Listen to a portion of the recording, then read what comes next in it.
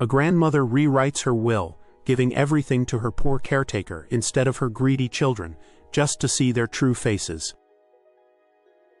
Eleanor Wren, a poised and sharp-minded 82-year-old woman with silver-white hair always twisted into a regal bun, sat quietly in her leather armchair inside her grand estate in Rosebridge, a quiet countryside town. Her skin was pale and wrinkled but glowing with wisdom, and her emerald eyes scanned the crackling fireplace. Once a renowned art curator and now the widow of a textile magnate, Eleanor had everything except peace of mind. Her family, 2 sons, a daughter, and several grandchildren, visited her only on holidays or when they needed money. Their laughter felt hollow, their words always angled toward inheritance. Eleanor had long sensed the truth. They loved her fortune more than they loved her, but she needed proof. That proof came in the form of Callie Mendez, her 34-year-old caretaker with mocha-brown skin, short curly hair often tied back in a green scarf, and warm eyes that never judged. Callie, a single mother who worked 3 jobs to support her autistic son, treated Eleanor not as a client but as a friend, reading to her, making her laugh and listening with compassion. One morning Eleanor met with her lawyer in secret. "Change the will," she whispered with a twinkle in her eye. "Leave it all to Callie. Let's see what love really costs." Eleanor's family had always believed in one unspoken truth. Everything Eleanor owned would someday be theirs. Her oldest son, Martin Wren, a sharp-suited corporate lawyer in his late 50s with graying temples and a hard-set jaw, had already made plans to turn the estate into a luxury resort. Her daughter, Celeste, a polished lifestyle influencer in her 40s, constantly hinted at selling Eleanor's antique collection to fund her brand. The youngest, Victor, a struggling restaurateur in his 30s, viewed the inheritance as his salvation from mounting debt. During Sunday brunches they spoke to Eleanor with smiles that didn't reach their eyes. They complimented her lace-trimmed tablecloths, nodded at her stories, and never stayed longer than necessary. Her grandchildren barely knew her, glued to their phones or discussing crypto investments they hoped to fund with her estate. Eleanor saw it all. She noted their subtle greed, their fake laughter. She wrote everything in her floral journal, an account of smiles worn like masks, and all the while Callie remained by her side, unaffected by the politics of inheritance. The change in the will wasn't revenge, it was a lesson, a final test before Eleanor left the world she had built. Callie Mendez lived modestly in a small apartment above a flower shop in downtown Rosebridge. Every morning, she left home wearing secondhand jeans and sneakers, always with a reusable coffee mug in hand and a book tucked into her canvas tote. Her life was far from easy. She was a single mother to 9-year-old Luca, a gentle and brilliant child with an eye for drawing and a need for routine. Between navigating therapy sessions, balancing bills, and working late shifts at a diner on weekends, Callie rarely slept more than 4 hours a night, yet she never complained. When she took the job caring for Eleanor, she expected nothing more than a paycheck. But over time she discovered a woman filled with humor, curiosity, and an unexpected hunger for meaningful conversation. They bonded over poetry, British detective shows, and their shared love for apple cinnamon tea. Eleanor often said, "You're the granddaughter I wish I'd raised." Callie never asked about money, never once hinted at inheritance. To her, Eleanor wasn't a stepping stone. She was a friend, maybe even a surrogate grandmother, and that was exactly why Eleanor had chosen her. 2 weeks after the will was rewritten, Eleanor penned a letter in her delicate cursive. It was addressed to her 3 children. In it, she explained that the estate, her home, her stocks, her jewelry, even her vintage Rolls-Royce, would go to Callie Mendez. "I owe none of you anything," she wrote, "and yet I've given you everything: time, shelter, guidance. You chose distance. Callie chose presence." She instructed her lawyer to deliver the letter and reveal the will only after her passing. Until then, she asked him to keep the secret even from Callie. Eleanor, with each passing day, began to feel lighter. She wasn't doing this to punish anyone. She was doing it because people deserved to know who they truly were, especially when the mask of money was removed. She invited her family to spend a weekend at the estate, hoping for one final glimpse of authenticity. Instead, she received a barrage of texts with excuses: business trips, spa appointments, meetings with investors. Only Callie, as always, showed up on Saturday morning, holding fresh roses and warm banana bread. Martin had always kept an eye on Eleanor's affairs. When he noticed her bank activity had slightly changed, transfers to legal offices, subtle investments in Callie's name, he grew suspicious. Though he didn't know the details, he could smell something brewing. He brought it up during a tense lunch with Celeste and Victor at a downtown cafe. "She's changing something," he said. "I think she's giving money to that caretaker." Celeste's eyes widened with indignation. That girl, she's just a nurse. What could she possibly need a fortune for? Victor, slouched in his seat with bloodshot eyes, muttered, if she changes that will, we're screwed. And so a plan formed. They began visiting more often, bringing gifts, pretending to be attentive. Celeste even came with her children one weekend, snapping selfies with Eleanor for her social feed captioned, "Precious moments with Grandma." But Eleanor wasn't fooled. She saw the sudden interest for what it was, fear wrapped in fake affection. She watched them all, silent and amused, writing once more in her journal, "The vultures are circling." It was late spring, and Eleanor sat in her sprawling rose garden under the wooden trellis laced with climbing ivy. The sun lit her silver hair like a halo as she leaned back into her wicker chair, sipping chamomile tea. Callie was trimming the hedges nearby, humming a lullaby Luca had taught her. Noticing Eleanor unusually quiet, she put down the shears and approached. "Is everything okay?" Callie asked, gently. Eleanor took a long pause before responding. "Do you think people can change?" Callie, wiping her hands on her apron, knelt beside her. "I think people show who they are when no one's looking. Change isn't the right word, reveal might be." Eleanor smiled at that. Then, without much warning, she reached for Callie's hand and said, "If I gave you everything I had, would you still come see me?" Callie blinked, confused. "Eleanor, I don't want your things, I just like your stories." And that was it, Eleanor's final confirmation. She squeezed Callie's hand and whispered, "You've already inherited the most valuable thing I have, my trust." Unbeknownst to Callie, her life was about to change forever. The days that followed were unusually serene. Eleanor, sensing her time growing short, spent more hours in the garden and less watching the ticking of clocks. Her health had been slowly declining, though she never admitted it aloud. Her mind remained sharp, but her steps grew shorter, her breathing slower. Callie noticed the changes, gently adjusting her routine, bringing Eleanor soup instead of toast, reading aloud instead of watching television. There was no fanfare, no pity, just quiet care, wrapped in respect. Meanwhile, Eleanor's children, now more aware than ever of the ticking clock, became desperate. Martin tried to convince Eleanor to sign a document giving him power of attorney. Celeste planned an extravagant surprise party for Eleanor, intending to broadcast her generosity online. Victor even asked her directly for a small advance. Eleanor declined each offer with a smile, her eyes shining with an unspoken secret. She knew what they were after, and they were proving her right with every step. That week, Eleanor asked Callie to bring her a new journal. "The last chapter needs a proper cover," she said with a wink. "It's almost time." Eleanor's final evening was unusually still. The air outside smelled like lavender and coming rain. Callie helped her into a thick knitted shawl and sat beside her on the balcony overlooking the fields. "I always imagined I'd go out during winter," Eleanor said softly. "But this feels like the right kind of ending." Callie remained silent, sensing the weight in her tone. She reached over and gently held Eleanor's frail hand. "I've made mistakes," Eleanor continued. "Raised children who became strangers, but I did one thing right. I saw you." Callie blinked back tears. "You're not done yet. You've got more stories to tell." Eleanor gave a weak smile. "Perhaps, but if not, promise me one thing, don't change who you are. This world needs more people like you." "I promise," Callie whispered. That night Eleanor passed peacefully in her sleep, her journal resting on her chest, the last entry left unsigned. The following morning, Eleanor's passing sent a ripple through Rosebridge and a storm through her family. Martin, Celeste, and Victor arrived in sleek cars, dark suits, and somber faces. They didn't even wait until the funeral was over before asking about the will. Callie remained composed, quietly grieving in the back row of the chapel beside her son Luca, who held her hand tightly. 2 days later, Eleanor's lawyer, Mr. Pearson, a tall and stoic man with salt and pepper hair, gathered the family in the estate's drawing room. The room smelled faintly of roses and old books. He cleared his throat and opened the envelope with Eleanor's final instructions. "To my children," he read aloud, "I leave my love and memories. You may keep the portraits on the wall if you wish to remember me by more than my fortune." The room fell silent. "To Callie Mendez," Mr. Pearson continued, "I leave my estate, my assets, my collection, and my trust." Martin shot up from his chair, eyes blazing. Celeste gasped audibly.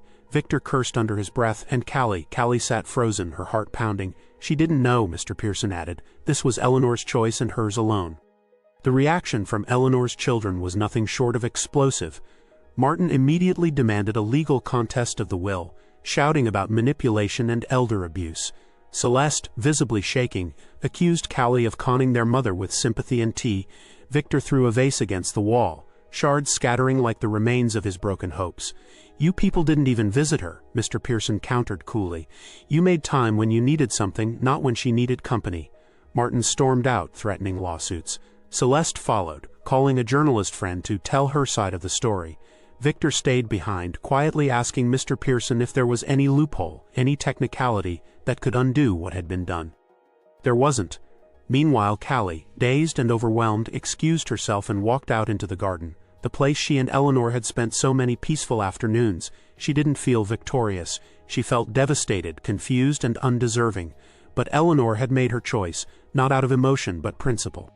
News of the inheritance spread quickly through Rosebridge. Whispers followed Callie wherever she went. Some praised her, others stared with suspicion. Her co-workers from the diner were divided, some envious, others proud. She didn't quit her job immediately. She needed time to think, to process.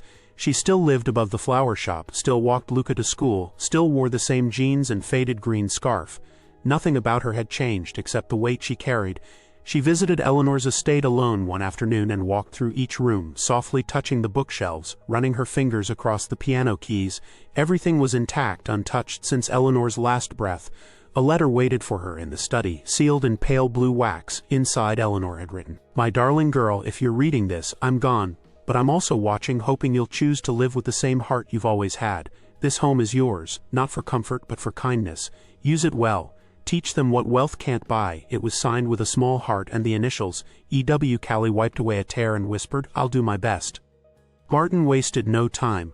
Within a week he filed a formal challenge against the will, citing undue influence and mental incapacity.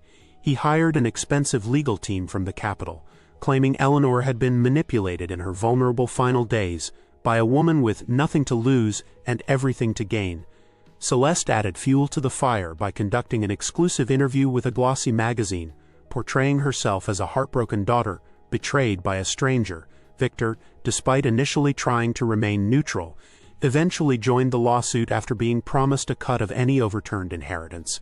Callie, who had never stepped foot in a courtroom before, suddenly found herself in legal meetings, her name dragged across tabloids and social media. Every part of her past was scrutinized. Her finances, her relationships, her son's health conditions. They painted her as a cunning gold digger rather than a caregiver. But through it all, Callie stood firm. Backed by Eleanor's detailed journals, video testimonies left to Mr. Pearson, and dozens of witness accounts from neighbors and friends who had seen Callie's kindness firsthand, the defense built a solid wall. Still, the emotional toll was brutal.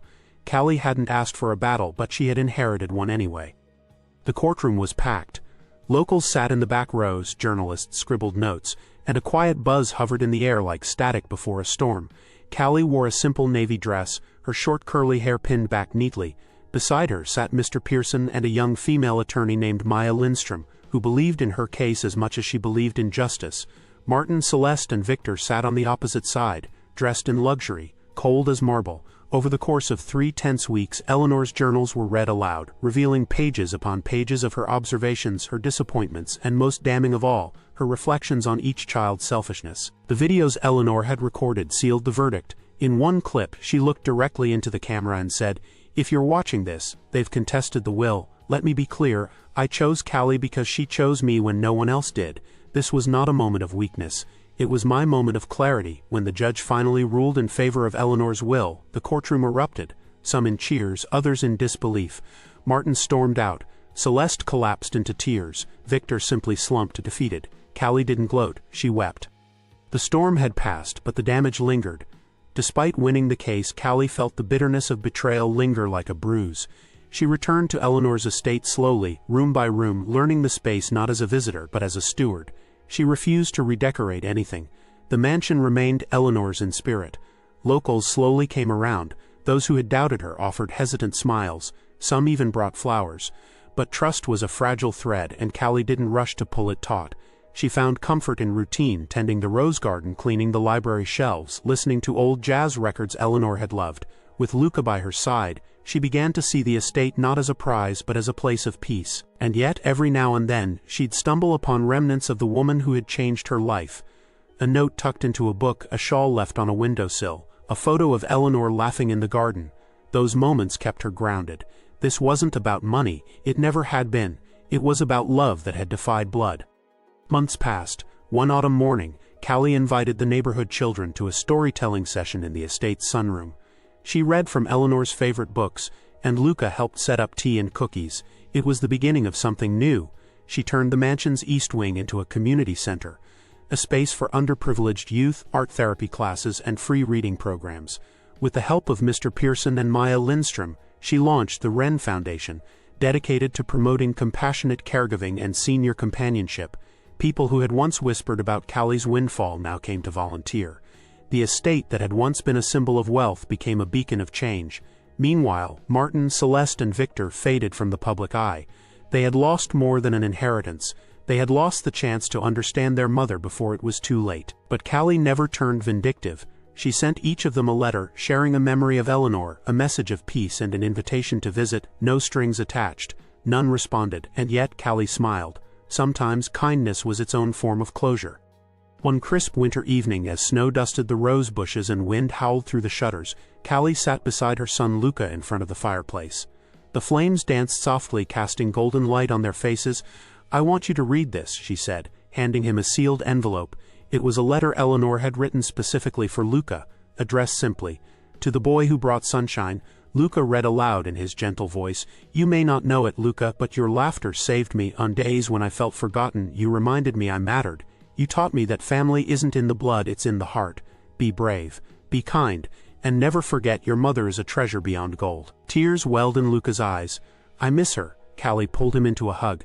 "Me too, baby, me too." In that moment they weren't heirs, they were just two souls, forever changed by the love of a woman who had chosen truth over tradition. And the fire crackled on, carrying Eleanor's legacy forward one ember at a time. Winter faded into spring, but the silence from Eleanor's children remained. Not a single phone call, no returned letters, no visits to the grave nestled beneath the cherry blossom tree Eleanor had planted the year she was married.